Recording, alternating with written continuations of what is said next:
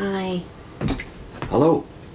Ray Franz is concluding his chapter, A Congregation of Free People. This is page 692 of In Search of Christian Freedom. Ray says in his second letter to Timothy, Paul likened professors of the Christian faith to a large household. That household is remarkably large in our time. He portrayed the household as having vessels of contrasting kinds, some valued, some used only for ignoble purposes. And he urged Timothy to exercise discretion, even as one would not use for drinking and eating those vessels that were employed for washing soiled items. Not that he would view himself as above others, or as unwilling to have contact with and show interest in or come to the aid of anyone, but he would discern the benefit of association with those whose qualities and attitudes were healthful, wholesome, genuinely upbuilding. We do well to exercise similar discretion today, rather than let the pressure to find association cause us to make quick decisions.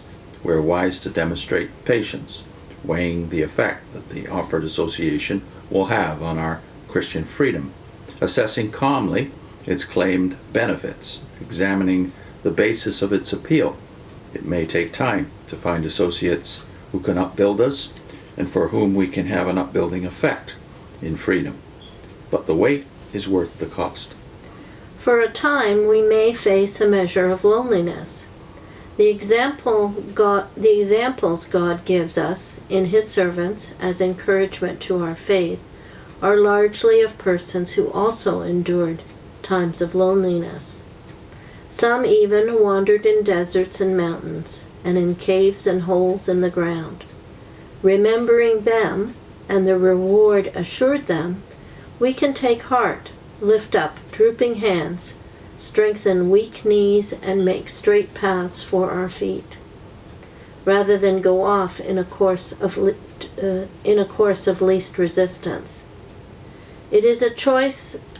If a choice is to be made, we can, without fear, forego for a time certain human association, in the knowledge that we are never alone, and that we retain at all times the transcending friendship of God and His Son.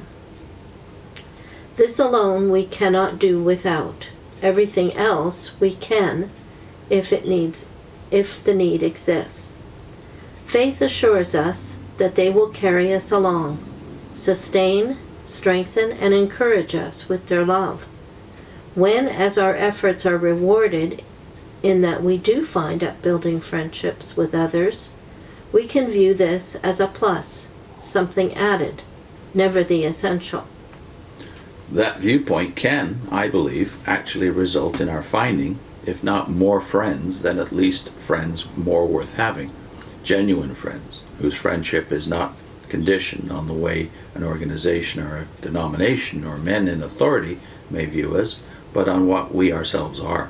I know that I have personally gained in many lands more such true friends in the past decade than in all the 60 years previous. Whatever the case, our freedom is enhanced by knowing that there are higher friendships, more vital friendships. People may fail us, no matter how genuinely we ourselves may respect, admire, or love them, they may fail us. The experiences of David and of the one he at times typified, Christ Jesus, forcefully illustrate this. But God and His Son will never fail us, will never leave us in the lurch, will always be there for us in our time of need.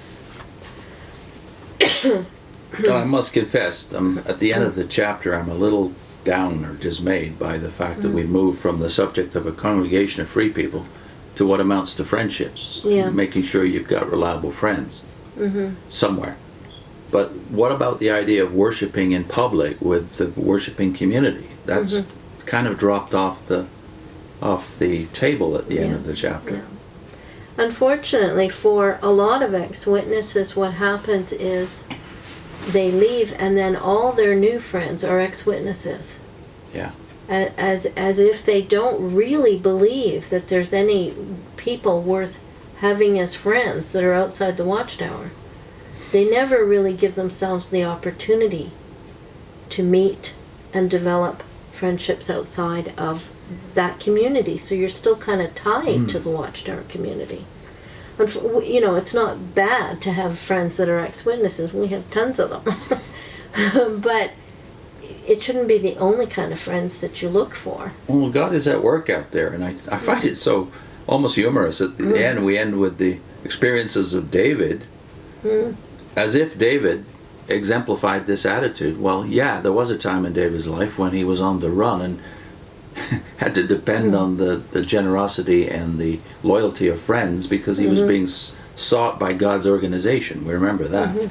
But it was always on David's heart to build a temple for the public worship of this God, the God of Israel. And God had himself ordained such a thing in the tabernacle. Public worship, whether you get along with the people who are worshiping you or not. And that was true of the early church as well.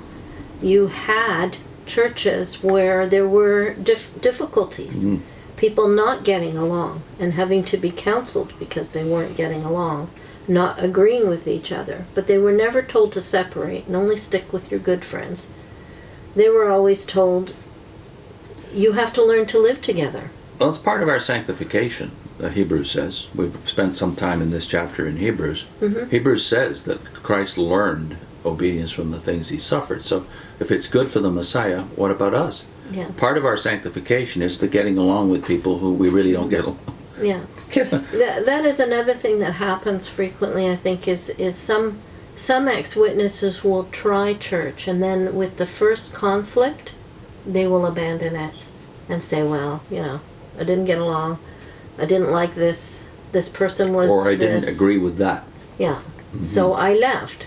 But really, that is not the way the early church seemed to do it. So you have some particularly messy churches, and they were expected to stick together in spite of the mess. You mean that there's not just messy church today?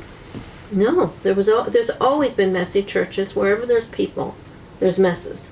And Corinth, where we have 29 chapters of instruction about the situation in Corinth. And certainly if any church qualified to be a church you wouldn't want to attend, Corinth was it, right? Because of all of this, not just moral problems and ethical problems, but even not inability to center on who you were going to fix or concentrate on as your pet teacher. That was the case in Corinth. So we wanted to link to a couple of videos we did one on Luke 18. Remember the two men who went up to the temple? These are two men who obviously wouldn't get along. They were non-friends, but they were standing next to each other worshiping the true God in the temple of God. So we'll link to that video, and also one on Acts 3, where Peter and John, who are now believers in Jesus, go up to the temple, where most people wouldn't be believers in Jesus, to worship. And take up some of the scriptures next time. But before we get to the afterword of Ray's book, I think we should look more closely at some of the scriptures he ends with here.